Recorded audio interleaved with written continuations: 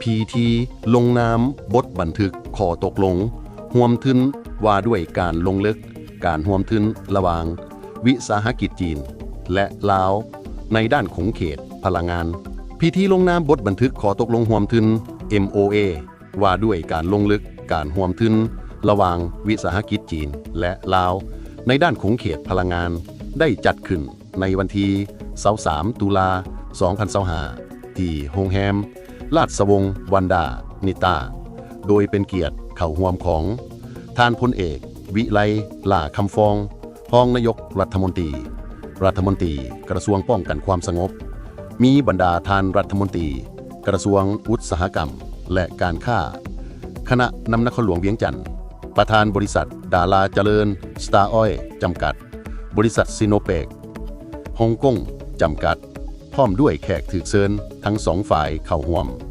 ท่านอูชิงเก้าประธานบริษัทซิโนเปกฮ่องกงจำกัดได้กล่าวว่าตนเองรู้สึกเป็นเกียรติที่ได้เป็นตัวแทนซิโนเปกและสตาร์ออยล์ร่วมกันโดยได้รับการสนับสนุนจากทางรัฐบาลลาว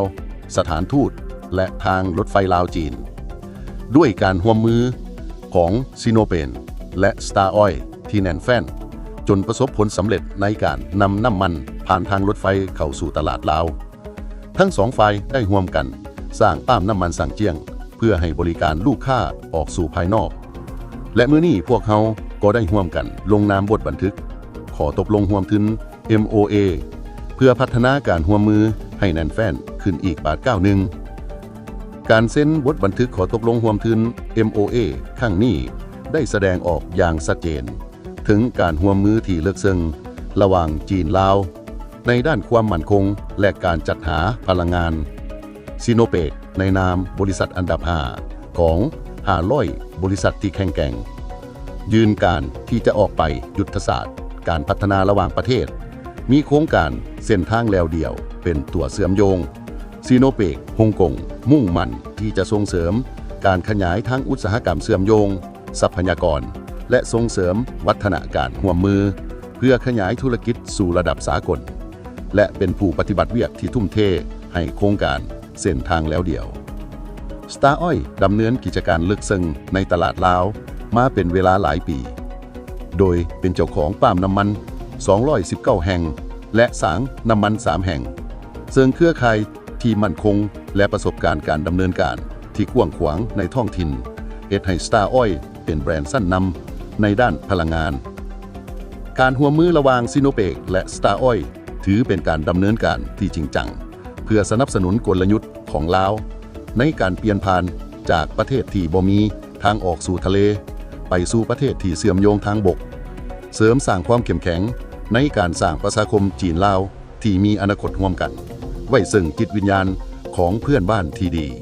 เพื่อนที่ดีสหายที่ดีและพันธมิตรที่ดีจากนั้นท่านบุญจรแสงดาประธานบริษัทดาราเจริญสตาร์ออยล์จำกัดได้กล่าวว่าการเซ็นบทบันทึกขอตกลงร่วมทุนข้างนี้เป็นบาทก้าวหนึ่งของการร่วมมือทางธุรกิจระหว่าง2บริษัทและจะเป็นรากฐานที่แข็งแรงสำหรับการพัฒนาอุตสาหกรรมพลังงานของลาวในอนาคตพวกเขาเชื่อมั่นว่าการประสานทรัพยากรและความเชื่อถือทางเทคนิคของทั้งสองฝ่ายจะเฮ็ดให้เกิดผลประโยชน์ร่วมกันและสร้างโอกาสใหม่ในตลาดพลังงานของลาวการร่วมมือครั้งนี้ทั้งสองฝ่ายจะร่วมกันพัฒนาโครงการจัดหาน้ำมันเชื้อไฟการก่อสร้างปั๊มน้ำมันและโครงการพลังงานใหม่ในลาวให้มีคุณภาพและมาตรฐานสากลเป็นการสุกยุที่สำคัญในการพัฒนาพลังงานอย่างยืนยงและเป็นสะพานเชื่อมหัวมือของบริษัทลาวจีนให้แข็งแรงขึ้นอีกเติม